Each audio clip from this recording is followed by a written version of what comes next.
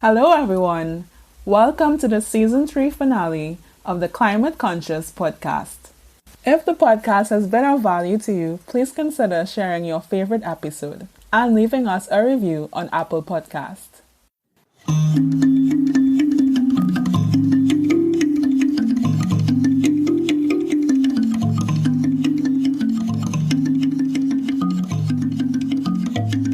I'm your host, Derval Barzey, bringing awareness to climate change and sustainable development from a Caribbean perspective.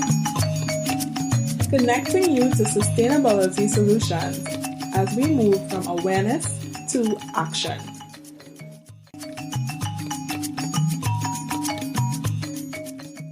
Today's special guest completed his doctorate in 2016 at the University of Cambridge, where he researched climate change implications for the UK's wind energy sector. This followed 6 years at York University in Toronto, where he gained his undergraduate and master's degrees in environmental sciences and climate modeling, respectively. After his PhD, he worked with the renewables company 3E in Brussels as a data scientist intern for the optimization of wind power models across Europe. He has recently completed a lectureship at the University of the West Indies in Jamaica, where he was the research lead for the Alternative Energy Group at the Department of Physics. He is the co-founder of the Journal of Caribbean Environmental Sciences and Renewable Energy, CESARE. I am delighted to welcome to the Climate Conscious podcast, Dr. Masao Ashtine. Hi there, Derval. Thanks so much for having me. Thank you for joining me. No worries, it's a pleasure. So, Masao, an undergraduate in environmental sciences, master's in climate modeling, and a PhD looking at climate change implication in the UK's wind energy sector. Yes. So, what propelled you down this pathway? The big question. I'm not sure what exactly propelled me other than probably too much Discovery Channel when I was a kid. But I got into York University on a scholarship, and I was pretty excited because it was the first time really leaving Trinidad other than Tobago and Barbados. So that was a massive step going to Canada at 18 to start that journey. And I did 6 years there working with Professor Rick Bello, who was extremely instrumental in my life because he was really sort of shaping my research journey there when, everybody as an undergraduate is really trying to figure out what they like, what's the next step, and what in research really interests them. And I sort of fell into place with a project with wind energy for my master's. Looking at the impact of climate change on the wind energy sector in Canada, largely in the Great Lakes. And then, I spent 6 years in York University and I felt it was time for a change. My girlfriend at the time there was living in the UK, now my wife. So I decided to cross the pond, and that's where I started my PhD journey in the UK. I sort of always knew that I wanted to do a PhD because academia is really where I see myself being long-term. And I figured, okay, well, why not challenge myself with something extremely daunting to me at the time? Submitted that application and said the worst that they can say is no. And yeah, I got it. And that's probably one of the most unique sort of research changes I've had in my life, where I, again, focused on wind energy impacts, and it was on the UK, but I also tried to inject with the Caribbean as well. So I did a bit of modeling on climate change impacts for wind energy sectors in Trinidad and Tobago, but because of limitations in data, and so it didn't feature as much in my research as much as my work in the UK did. So you studied in Canada as well as in the UK. So you've really gotten, I would say, a global perspective on environmental sustainability. You can say that. I won't go as far as global, but I can definitely say I got a sort of good side of either side of the Atlantic. Yeah. I guess international view. Yeah. We'll go with that. Yeah. Right. But what is your vision of Caribbean sustainability? If I had to really sort of boil it down into what I think we need in the Caribbean as it pertains to sustainability. For me, it really sort of boils down to informed action as well as strong leadership, to really just put it simply. I think in the Caribbean, we rely far too heavily on external drivers, whether that be finance, policy, or other aspects of research. And I think we need to be sort of more sustainable in our own discoveries and change. I think we need to be sort of really taking climate change more wholeheartedly in all of our decisions, and really being at the helm of that change and not having to have models that are based around sort of external resources to get us there. And I think we need to place a lot more value on research. We do to some extent, but that's usually when we're talking within our own echo chambers with other researchers. Yes, of course, we all value research as researchers, but outside of that, I think we still have a lot to do in the Caribbean in terms of really emphasizing the importance that academia can play in sort of driving the change that we need in the region. We also need a lot more financial value being placed on academic institutions that are often sort of thrown to the wolves and said, and being told to survive in a very difficult economic time frame.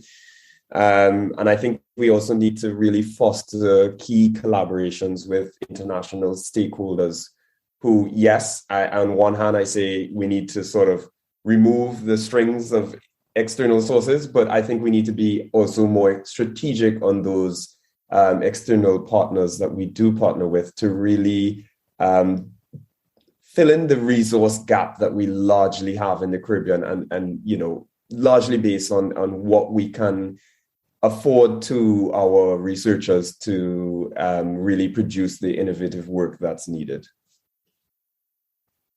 Well, Masao, you made several interesting points in your discourse. So I'll start with when you were speaking about doing your master's in climate modeling, and you mentioned the issue of the limitation of data. Yeah. And I think that is a challenge that plagues us a lot in many different sectors, even as when we look at the sustainable development goals and we look at the indicators to really assess where we are, there's a lot of data gaps. Yes, massive. When speaking about your vision for Caribbean sustainability, you spoke about informed action and strong leadership, and I couldn't agree with you more. Definitely awareness and knowledge and understanding of sustainability principles and practices is the first step. Yeah. But I think so much information is already out there and accessible. And then I sometimes wonder what is preventing us from, I guess, implementing some of the strategies that we know will assist us along the sustainability journey. And I think leadership and I would dare say the political will to do things. Yeah. I think that those are major factors in us moving along and getting to implementation. Yeah, massively. And it's not to say that we don't have leadership in the Caribbean. I definitely am not going down that road, because we do. And of course. Think the biggest issue is that we don't necessarily have the right financial mechanisms. We don't necessarily have the right sort of frameworks in order for our researchers and leaders to really thrive. So it does involve a certain level of political will. It does involve, those international institutions in terms of the grant funding. It does involve the academic institutions that we have in the region as well, sort of providing that ecosystem that researchers can really benefit from, where they're not sort of overloaded and inundated through other activities. So it's that's where I mean strong leadership. I mean the people who are really at the top in these sort of institutions need to break the model that clearly is not working in the Caribbean, and they need to innovate things so that we can really accelerate our growth. Because I think we have so much leadership, we have so many projects, we have so many people who are doing great things. And like you said, it's all bringing it together so that we have a sort of strategic, coordinated and sort of well-organized regional view. That's, I think there's a massive issue with islands speaking to other islands and having sort of unified political will there as well, in order to really drive the change that we think is needed. Yes. I guess you have to be creative, given the limitations that we have as a region, to really face the challenges and maybe even be a bit radical to get things we definitely done, right? need that. Definitely. Because business as usual clearly will not work. Yeah, I mean, even in Trinidad, where both of us are from, I mean, we're very much cushioned by a good economic prospect. No longer the same, but, we have had it a lot better than many other islands because of oil production. And we are very much in the Caribbean, at least I can speak for Trinidad, too comforted by this. And we're sort of propped up by this sort of lack of need to innovate. And I think it really permeates in the culture where, that's somebody else's problem, or we'll get to that when we can, or not really feeling to do that sort of work.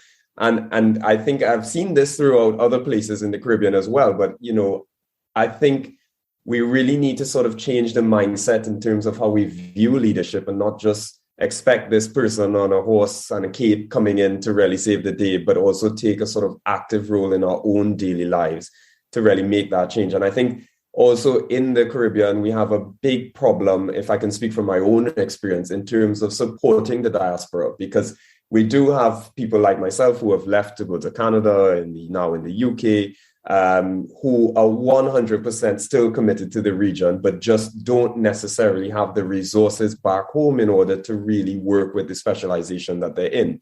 And I'm not saying that there aren't researchers who are energy meteorologists like myself in the Caribbean. That is definitely not the case. There are many of them doing the work there. And I'm not saying that there's zero opportunity, but there's limited opportunity. And I think there needs to be a stronger push by academic institutions, as well as the government, who has financed many of these brilliant minds going elsewhere, to really find a space for them to come back home, and not just say you need to come back home, but really provide a sort of conducive space for them to really sort of thrive, given the circumstances of what their situations may entail. Absolutely. You also spoke about our reliance on external drivers. It's an issue that has come up several times on this podcast and several of the episodes. You also spoke about the importance of collaboration with our international partners. And we do have several partners who provide resources and expertise. But how do we really balance that relationship where we collaborate and we partner, but we also foster Caribbean innovation and homegrown solutions to our problems? Right. Yeah. No, it's a very tricky question. One, I can't say I really have the answer to. I don't know if there is an answer to it anyways. I think all of these questions just need constant exploring. I think in the Caribbean, what I meant by strong leadership is that even though, I think too many people tell us what to do. Yeah. I think too many organizations tell us how we should develop. I think too many organizations think they've gotten it right based on experiences in other countries, and miss many key cultural nuances that make the Caribbean very different.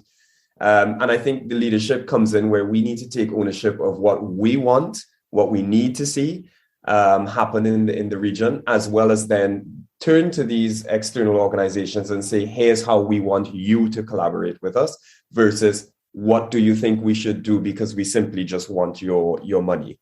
I think we shouldn't really be with hands out asking for help. We should really be coming to the table with something strategic, and then inviting strategically chosen organizations to say, this is the role that we think you can play based on your resources and expertise and sort of capacity building mechanisms. But this is what we want. And I think we also need to really develop the human capacity and research capacity in the Caribbean so that we have a good understanding of what we want and why do we want it, and a justification scientifically of why it should be placed on the table in the first place. As a community, or even as a society, we we have not really, I guess, understood the value of research. And given that we have been accustomed to importing solutions wholesale, there's work to be done to get us to that point where we want to develop it from scratch for ourselves. Yes, with assistance from others, and even tapping into the diaspora, as you said, because many of our scholars leave, seeking opportunities to grow. But I think they have the best of both worlds in a sense, where they understand our local context and then they have been exposed to international models and frameworks. So they are well positioned to really tailor that for the Caribbean context. Yeah. And I really meet people from homegrown sort of Caribbean researchers that have sort of finesse the academic journey internationally. I rarely meet any of them who are not 100% committed to giving back to the region, whether they do it like me from abroad or they actively really want to go back to the region and simply just don't have the opportunity. But the point is, I rarely meet people who wholeheartedly just want to give back their experience, their time into the region. And many of them just want to do it even pro bono. They just really want to find a way to get the Caribbean to where they see can be, somewhere where we're really competing with research on the international level. And we are in many aspects, we are. And I think a bigger issue is that we don't really showcase that. That's where our work in CESARE is trying to sort of fill those gaps where, we don't look at the Caribbean as sort of this archaic academic model that is working in some places, not working in others, but is a bit dusty and needs some polishing. I think we need to take ownership in how we really portray our research, how we disseminate our research, and get innovative and not just thinking that research stops at an academic paper. How do we take that further? How do we break it down? Even with our dissertations that we have students do, you finish your dissertation, but what's next? How do you create impact from your research so that it doesn't just become another dusty bookshelf filled with academic papers that are wonderful to whoever wrote it, but where is the change stemming from? And we also need to do a much better job in academia. And I think this is something that we've brought on to our own selves, is that we need to open up academia to people who are deemed non-academic or outside of these institutions. I think we too much have become an ivory tower of, if you don't have this degree, you can't participate. And I completely disagree with that. And I think that very often we blame the public, or we blame people who are reading our work and can't really digest it well and say, well, they don't have the capacity because they haven't gone through the formal research training, blah, blah, blah. Instead of looking within and saying, how do I tailor my research to different audiences? Because obviously there are many different people with a diverse background that will need to take in this literature in a very different form. And an academic paper, I'm sure you've read many. I've written a few. They're a bit boring in terms of scientific literature because, we have to remove this sort of subjectivity that we can bring into research. So we have to sort of be a lot more impartial in our writing. That's where it's not the best read. If you're really not that interested in how climate change can affect the functioning of wind turbines through gust mechanisms and modeling, my work is boring to read. So how then do I translate that into something that is, a podcast like this, or something where I am giving an infographic, or something where I give a more interactive speech? That's where we need to really sort of foster that innovation and creativity. And the Caribbean is no stranger to creativity. I think we have some of the best sort of creative ideas and minds in the region. I think we can take the most abstract thing and turn it into something really beautiful. And I think we also need to do the same in academia. And what we don't value in academia is that level of marketing. We see marketing as something being too, for FETs. But, there's so much we can learn from the marketing of a FET that we can then apply into the marketing of our own research, where it's not looked down upon, but really celebrated to really push these learnings out in a more creative manner. How was that rant there? I don't need to add anything to it. Completely endorse that statement, especially about, our innate creativity in the region, and we have tapped into it in culture. And there's no reason why we can't tap into it into the other aspects of our society. So definitely. Yeah, we have so many languages, so many cultures, so many different people, ethnicities. Why are we sticking to a model that has worked in the past, but is just really broken? We need to push beyond. We publish in English papers, but why can't we have a journal that translates that, at least an abstract, into Dutch, French, Spanish, patois, recognizing sort of indigenous communities as well? Why do we think that in order to read and understand a paper, you have to have had a degree or participated in an academic institution? I'm completely against that. I myself have my own work to do in that regard, but we do try to take that stance in CESARE in terms of opening the access of academia. And I'm glad you brought that up, because my next question is, what is the role of research in helping us to create our sustainable future? Yeah. I think academia still plays a crucial role in exploring some of our toughest questions. There's no doubt about that. I think the universities in the Caribbean have always been seen as the hot spots for that, particularly in the 60s through the independence movements and in the 70s. And there was a large sort of decolonization of our education systems as well, which are still 100% heavily colonized, but that's a whole different podcast. And I think they've always sort of been at the forefront of innovation. But I think that is really changing. And recent years have really shown the decline of funding. We've seen levels of mismanagement. The private sector is now really stepping in to fill those gaps. And so once again, we have large sort of transnational, international organizations coming into the Caribbean to tell us what to do, how we should do it, how we should restructure our financing and debt, et cetera, et cetera. And they have played a massive role in accelerating the change that is needed. But I think we really need to pull back and get to that homegrown sort of brewed climate change and action needed in the region. I think there are many lessons to draw on from international research, but as well as regional research that is very much not given the spotlight.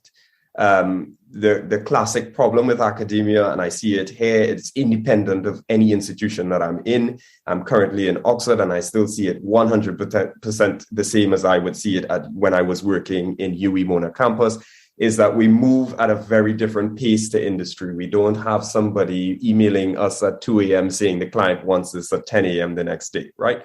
So we move at a very different pace, but we're also not speaking to each other much. Now, one thing I see in Oxford more, as well as in York University and Cambridge, where I was before, what I do see more is academia actively creating research projects that must have industry participation, because industry has a lot to learn from academia and academia has a lot to learn from industry. And so by enforcing that collaboration between academia and industry, and I'll go one step further and say that we need to include NGOs as well, who are actively carrying out the work and can benefit from this sort of research insight from the get-go, not after it's been published, so that they can really tailor how research is run and bring a sort of new injection of creativity there. I think we need to talk more with each other and we need to be strategic about it.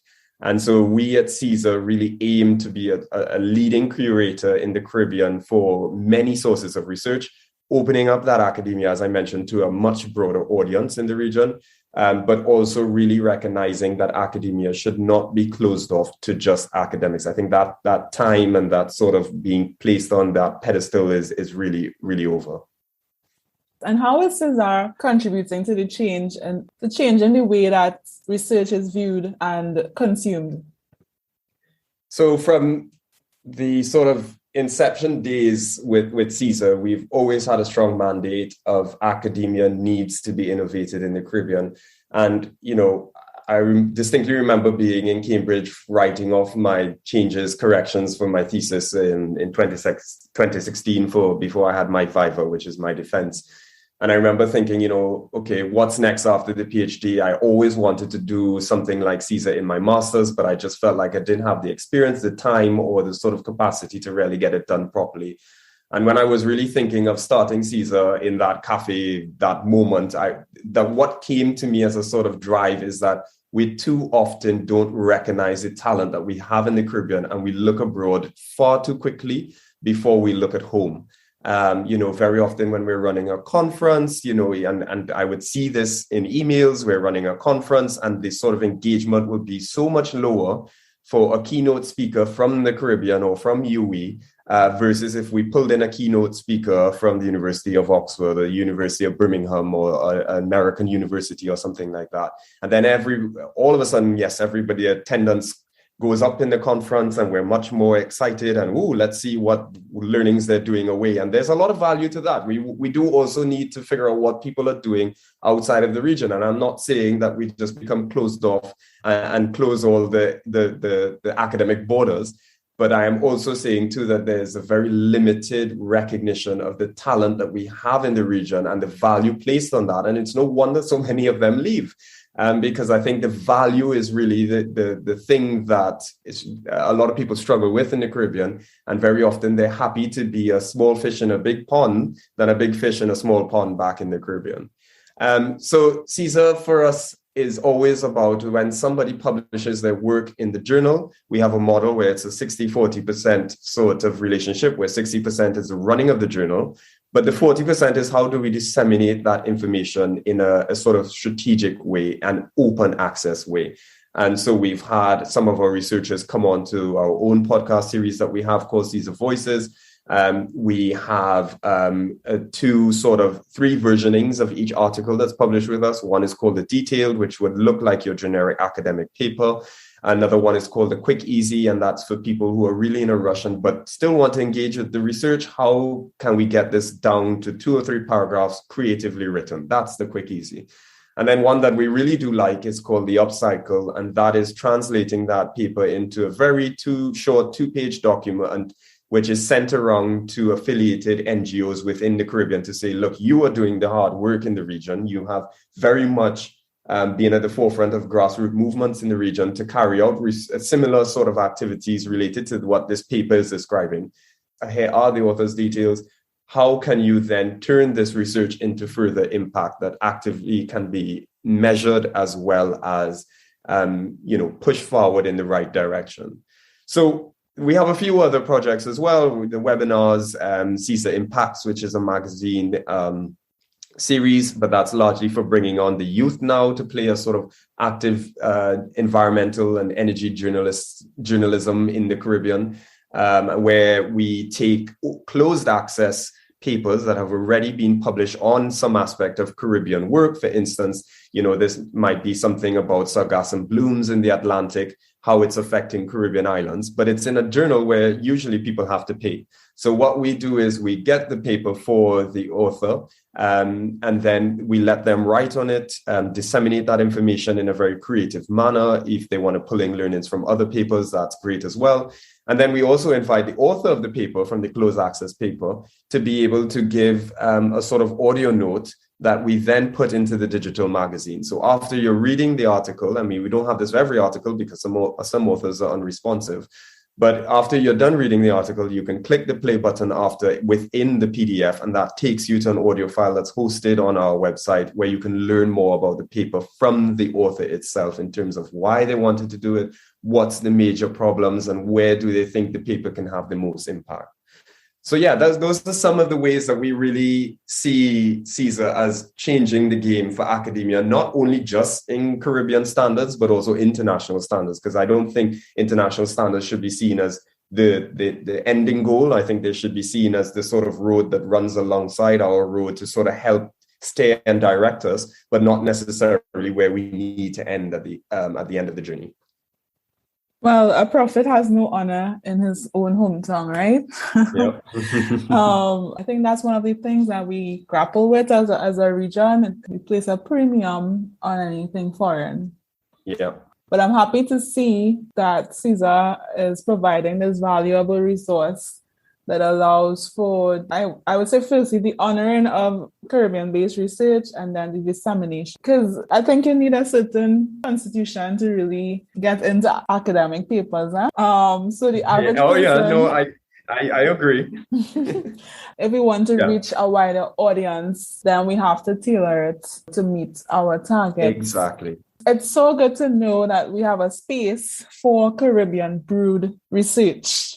So I'm really happy to hear of all the work that CESARE is doing.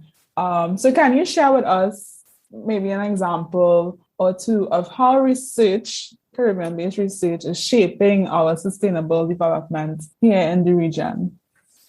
Oh, I can go at length with this. I'll try to be as concise as possible, but I think the three main campuses for UE, for instance, are really leading the charge in various ways. I think, but more support internally is needed. Like I said, we need better sort of frameworks and ecosystems for our own researchers to really thrive, including better pay. Let's get to the point. I think the pandemic has really sort of exposed the cracks that we have in academic governance in the region. And I think we have many leading minds that have really been thrown in deep waters with little support as they move to online learning and all these other things that really put a lot of pressure on researchers and pull them away from their research, actually.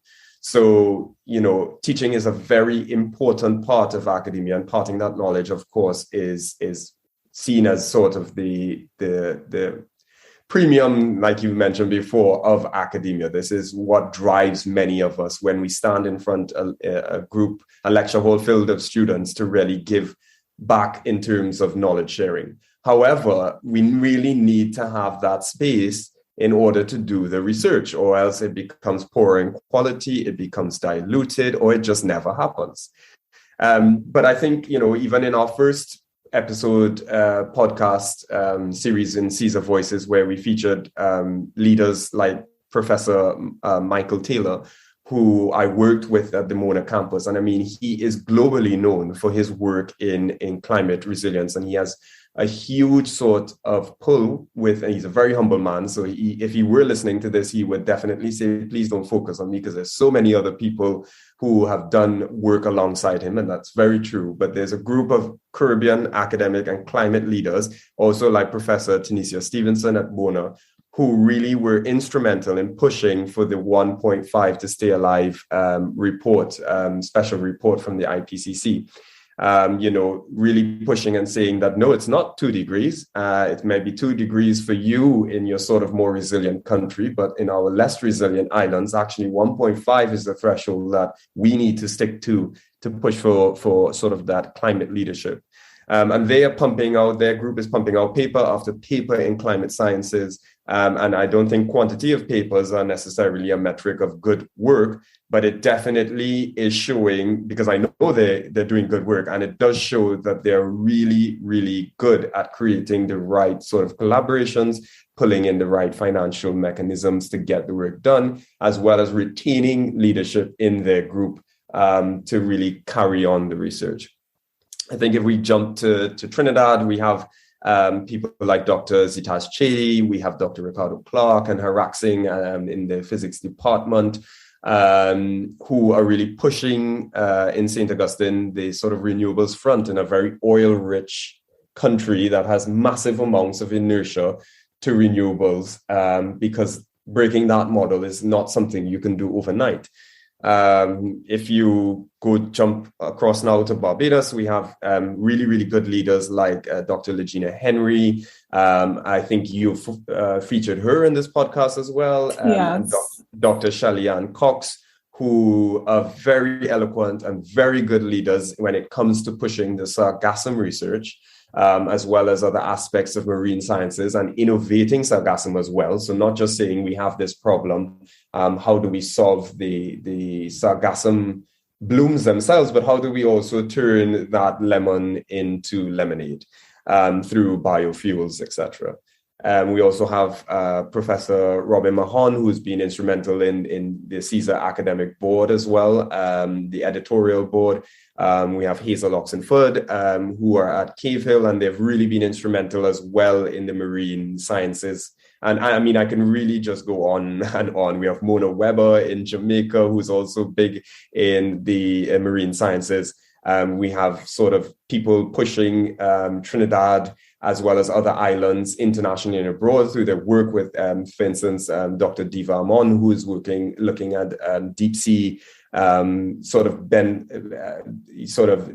I'm forgetting the word right now, but deep sea sort of exploration of our Caribbean floors, which is a highly unexplored part of our knowledge in the Caribbean. So I think we also need to recognize more of the other universities and institutions in the Caribbean that are pumping out research as well, but don't necessarily get as much sort of visibility like UWI. I think you have UTEC in Jamaica, you have many other, the University of Ghana, Belize, Bahamas, that are really producing a lot of good leaders as well, but are really strained in the resources to support these researchers. So, yeah, I mean, you asked for one or two examples. I probably went way beyond that, but I think there are many people really pushing out both the climate and energy side of things in the Caribbean. And I think we just need to support them a lot more to really sort of open up that creativity and give them even more opportunity to push the research further. And I'm very happy to partner with you and CESARE to really shine a light on the great work that is already happening in the region. Some of the academics you mentioned, I'm familiar with, or I may have featured on this podcast, but many of them I'm not familiar with, and I'm not aware of their work, and I'm sure many of my listeners may not be familiar. So a lot is happening, and we really need to amplify it. Yeah, 100%. And with that being said, I would like to ask you, Masao, are researchers born or made? I think researchers are nurtured and fostered. Let's put it that way. I think anybody can become a researcher. I think there's a lot of curiosity that we in the Caribbean probably dampened in our childhoods. I think in the Caribbean, we have very strict models of how a child should explore and engage. We as Caribbean parents often can be very scared of the great big world that we put our children in. Whereas I see different sort of parenting styles in many different countries that I've lived in. And I think, if we're looking at that very young age of whether a researcher is born or made, I think the childhood sort of experience can really shape that. And then obviously when you become a teen and when you're going into university, of course, that's where you sort of narrow it down because you have to pick your lane. And you have to sort of box yourself in, especially in the Caribbean, where we have a lot of rote learning. We have a lot of sort of limited courses that you can take, etc., compared to other international institutions. So without turning this into a whole other podcast episode, I would probably just say that both they can be made, both they can be born as sort of like inherent leaders. But I also think that no one is, inaccessible to the world of research. And that doesn't necessarily mean they will be researching in the models that we're used to. Well said, Masao. Okay, I got the tick of approval then. Thank you. So how can listeners connect with you and CESARE? I keep saying Don't worry, you're not the only person. I'm sure you have many of your listeners as well who would look at the acronym and have zero idea if it's CESARE, CESARE, or CESAR. It's CESAR. It's one of these Nike conundrums that we have. And with a name Masao, trust me, I've heard it all. So really connecting with CESARE and learning more. I mean, as simple as going on our website and really trying to understand and gaining a feel of what we want to do. As well as if they are researchers or if they are in the NGOs or if they're even in the private sector, we welcome papers from all. Of course, you're going to have to go through the peer review process. That's a sort of basic principle of a scientific academic journal. And I think one that should still be held up, innovated, but still should be held up where we have the community really sort of being the safeguard mechanisms for research by other community members. But I think anybody can publish within our journal. I think anybody can reach out to us to say, I have this project off the coast of Honduras. I wanted to be featured in CESARE, by all means. I think also we have many intern opportunities. We currently have 14 interns working for us across a various amount of things, from communications to social media to strategic partnerships in the region. So even if you think you want to learn more about environmental sciences or energy, and you just want to get your feet wet with a sort of, as you've put it, a homegrown Caribbean brewed enterprise, by all means, reach out to us. We're more than happy. And it really is, if it weren't for the interns, if it weren't for the passion of people who work with us or for us, we really would be zilch. We will not be known. We have zero presence, zero impact. We are really driven by people who are passionate in what they do. That's really what has been sort of turning those gears behind the scene at CESARE.